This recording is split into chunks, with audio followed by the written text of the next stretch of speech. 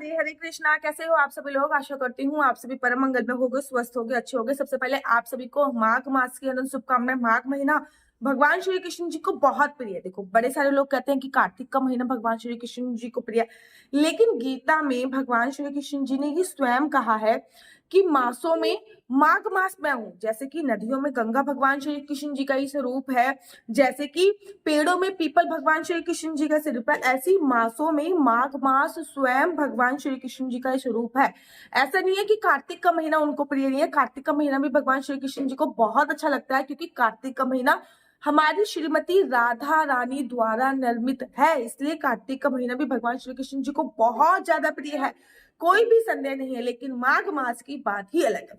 माघ मास में किया गया स्नान, किया गया जब तब अनंत गुना ज्यादा फल की प्राप्ति रहता है। मेरा ये खुद का पर्सनल एक्सपीरियंस है। अगर आप माघ स्नान करते हो ना, ऐसा कोई भी चीज नहीं है, ऐसी कोई भी वस्तु नहीं है जिसकी प्राप्ति आपको नहीं हो सकती। और माघ मास में ही आती है एकादशी, जिसका नाम है सट तिला एकादशी। देखो, माघ के महीने में कुछ चीजों का विशेष महत्व है, जैसे कि माघ के महीने में स्नान का विशेष महत्व है, माघ के महीने में तिल का विशेष महत्व। तिल जो है ना, जब भगवान ब्रह्मा जी ने सृष्टि की रचना की थी, तो सबसे पहले जो खाद्य पदार्थ उत्पन्न हुआ था, मतलब जो खाने की चीज सबसे पहले जो उत्पन्न हुई थी, वो तिल था। अब आ रही है सट तिला एकादशी।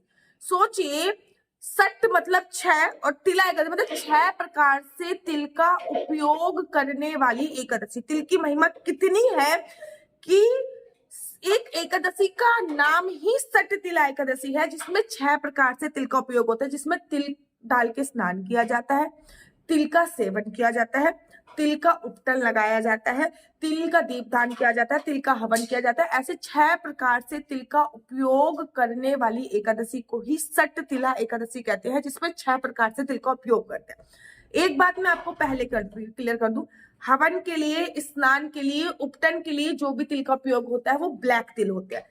खाने के लिए, मतलब खाने के लिए और भगवान को भोग लगाने के लिए जिस तिल का उपयोग होता है वो सफेद तिल होते हैं, ठीक है ना।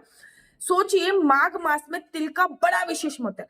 केवल सटतिला एकादशी पर ही पानी में तिल डाल के स्नान की महिमा नहीं है, अपितु पानी में पूरे माघ के महीने में तिल डाल के स्नान करने की बहुत अच्छी महिमा होती है। माघ मास के महीने में आती है ना तिलकुट, जिसको सकट बोलते हैं, तो तिल की महिमा बहुत बहुत ज्यादा होती है।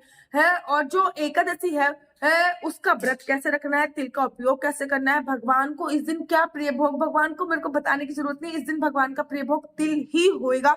इस दिन भगवान को कैसे तिल का भोग लगाना है, आपको क्या करना है, कैसे पूजा अर्चना करनी है, ये वीडियो इसी पे आधारित है। सबसे पहले मैं हमेशा बोलती हूँ, एकादशी का व्रत ना त्रिदिवसीय व्रत की श्रेणी में आता है। अब त्रिदिवसीय व्रत से मेरा मतलब ये नहीं कि 3 दिन तक व्रत रखना पड़ेगा, 3 दिन तक उसके नियम फॉलो होंगे। जैसे कि 10वीं तिथि पे पृथ्वी शयन का नियम होता है कि जमीन पे सोना होता है, मतलब एकादशी से एक दिन पहले की जो तिथि होती है उसको 10वीं तिथि कहते हैं। एकादशी के एक दिन बाद जो तिथि होती है उसको द्वादशी तिथि बोलते हैं।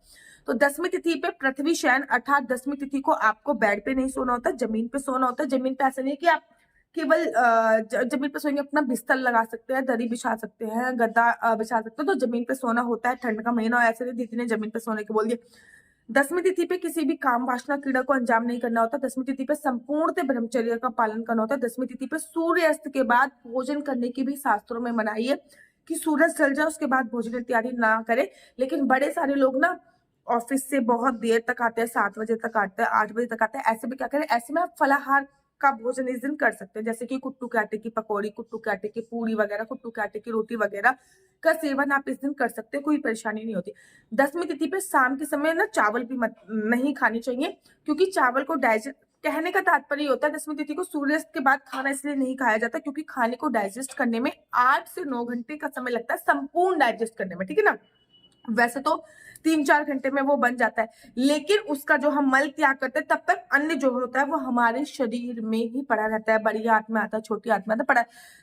एकादशी पर अन्न का एक दाना भी हमारे शरीर के अंदर भी ना हो, तब एकादशी का व्रत रखने का संपूर्ण फल आपको प्राप्त होता है। इसलिए 10वीं तिथि पे सूर्यास्त के बाद भोजन करने की मनाही होती है। रीजन ये होता है, 10वीं तिथि पे किसी भी प्रकार की कोई काम वासना क्रीड़ा को अंजाम नहीं देना होता। उसके बाद एकादशी की तिथि आती है। एकादशी पे सुबह सुबह जल्दी उठना होता है। देखो, मैं हमेशा कहती हूँ पानी में गंगा जल डालो, पानी में यमुना जल डालो, पानी में ये सठ तिला एकादशी है तो तिल डाल के स्नान करने की बहुत बड़ी महिमा है। काले तिल डालिए पानी में, उसके बाद स्नान कीजिए। अच्छा, एक दो चीजों का ध्यान रखिए, माघ का महीना चल रहा है, माघ के महीने में गंगा स्नान का विशेष महत्व होता है, तो पानी में गंगा जल के साथ काले तिल का उपयोग कीजिए। अच्छा, मैं हमेशा साबुन और शैम्पू लगाने के लिए एकादशी पे मना करती हूँ, लेकिन इस एकादशी पे आप तिल को पीस के तिल का उपटन बनाइए, स्क्रब सा बन जाता है वो, और उसको अपनी पूरी बॉडी पे जरूर लगाइए। तिल के उपटन का विशेष महत्व होता है, बहुत ज्यादा विशेष महत्व है।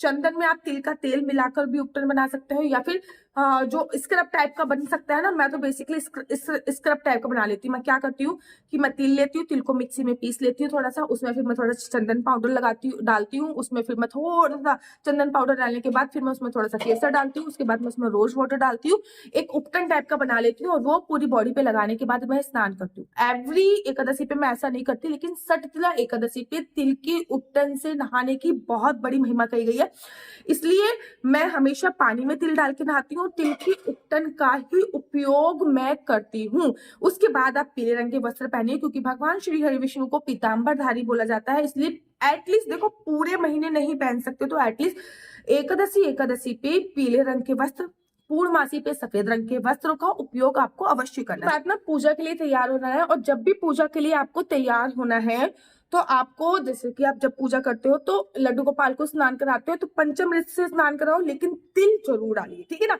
तिल के तेल का दीपक जलाइए, और जो संकल्प ले रहे हो, संकल्प हमेशा चावल वगैरह से लिया जाता है, लेकिन एकादशी पे चावल का उपयोग नहीं करते हैं, तो संकल्प में भी तिल का उपयोग आपको अवश्य करना। तिल के तेल की जोत जलाइए, तिल से संकल्प लीजिए, तिल से स्नान कीजिए, ठीक है ना। उसके बाद आप ओम नमो भगवते वासुदेवाय करते कम से कम 11 आहुति आप तिल की जरूर हवन में डालिए। घर पे हवन करने का तरीका अगर आपको नहीं पता तो आप मुझसे कमेंट्स में जान सकते हैं कि घर पे हवन कैसे करते हैं, मैं उसकी विधि भी आपको संपूर्णतः बताऊंगी ना। तिल लेके आप संकल्प लीजिए, श्री विष्णु श्री विष्णु श्री विष्णु, मेरा नाम आशु चौहान है, मेरा गोत्र किम लक्ष्य है, मेरा निवास स्थान श्री धाम वृंदावन है। आज मैं पूरी विधि विधान से सटतिला एकादशी का व्रत रख रही हूँ। ये व्रत मैं फलाहार खा के करूंगी। भगवान मुझे ये व्रत पूर्ण करने में मेरी सहायता करे, और जो भी सामग्री है वो आपको एक लोटे में डाल देनी है, और वो जो लोटा है ना वो सूर्य भगवान को आपको जल देना है। कुछ इस तरीके से आपको ये व्रत जो है वो प्रारंभ करना। उसके बाद ना तिल के लड्डू बना सकते हैं, तिल कुटियां बना सकते हैं, तिल को रोस्ट करके, तिल को चटका के आप भगवान श्री हरि विष्णु को उसका भोग लगाए। अच्छा, तिल जो है वो फलाहार में आता है, तो आप व्रत में तिल का सेवन कर सकते हैं, कहीं से कोई भी परेशानी नहीं है, व्रत में तिल का सेवन किया जा सकता है क्योंकि वो फलाहार में आता है। अब पूरे दिन किसी की निंदा चुगली नहीं करनी। अच्छा, एकादशी के व्रत में दिन में सोने की भी मनाही होती है। एकादशी में शाम की पूजा का बड़ा विशेष महत्व होता है। ऐसे ही दिन में जो पूजा होती है उसमें तुलसी पूजा का विशेष महत्व होता है।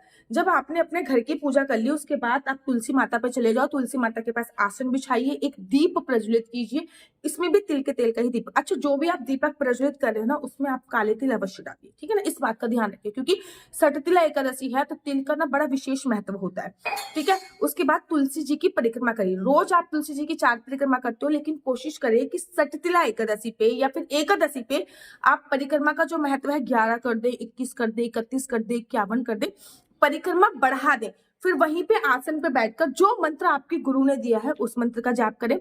नहीं तो आप महामंत्र का जाप हरे कृष्ण कृष्ण कृष्ण हरे हरे, हरे राम राम राम हरे हरे का जाप कर सकते हैं। अपितु आप ओम नमो भगवते वासुदेवाय का जाप कर सकते हैं।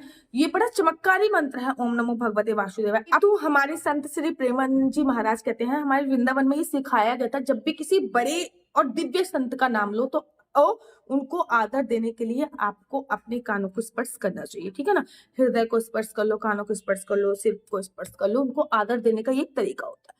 तो संत श्री प्रेमानंद जी महाराज कहते हैं कि राधा राधा राधा कट जाएगी सारी बाधा। तो एटलीस्ट 108 बार राधा रानी के नाम का उच्चारण जरूर करें।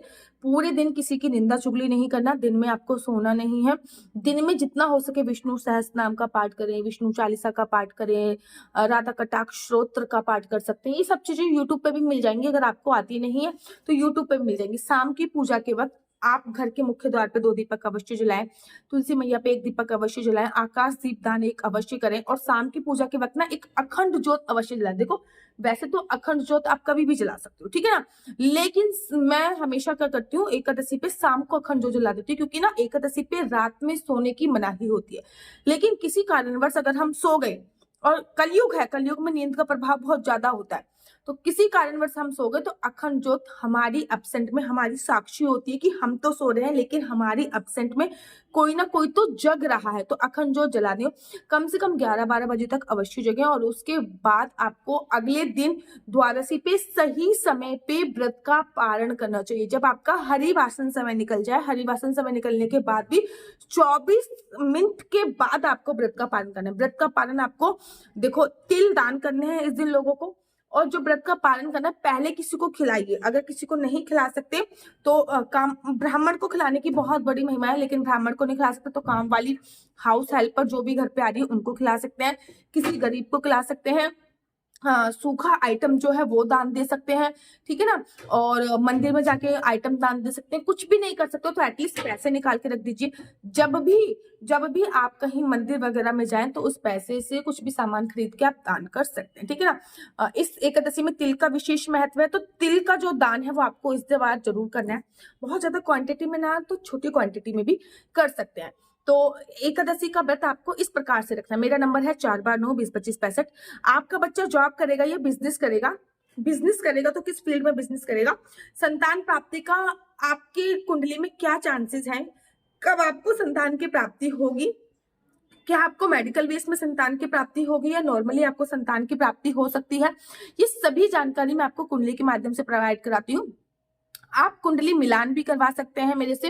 आपके बॉयफ्रेंड से शादी होगी या नहीं होगी, या फिर जिससे भी आप प्यार करते हो उससे आपकी शादी का योग है या नहीं है, आपके हस्बैंड आपके लिए कितना लॉयल है, क्या उनका कहीं अफेयर तो नहीं चल रहा, आपकी कुंडली में सरकारी नौकरी का योग है, विदेश जाने का योग है, मकान कब बनेगा, आपकी कुंडली में कौन सा राजयोग है कौन सा नहीं है, अगर राजयोग है तो वो कब एक्टिव होने वाला है, ये सभी जानकारी मैं आपको कुंडली के माध्यम से देती हूँ। लेकिन याद रखिए कुंडली देखना बिल्कुल भी फ्री नहीं है, कुंडली देखने के थोड़े से चार्जेस है। लेकिन इस नंबर पे मुझसे किसी भी प्रकार से कोई भी क्वेश्चन आंसर पूछने के लिए फोन मत कीजिए। ये नंबर केवल और केवल कुंडली दिखाने के लिए है। इस नंबर पे मैं किसी भी प्रकार की कोई भी क्वेश्चन आंसर का रिप्लाई नहीं करती हूँ, केवल कुंडली इस नंबर पे मैं देखती हूँ। अगर आपको मेरी वीडियो अच्छी लगती है तो आप अपना यूट्यूब चैनल हरि बोल को लाइक शेयर सब्सक्राइब करना बिल्कुल भी मत भूलिए। तब तक के लिए मुझे दीजिए इजाजत। राधे राधे, हरे कृष्णा, हरि।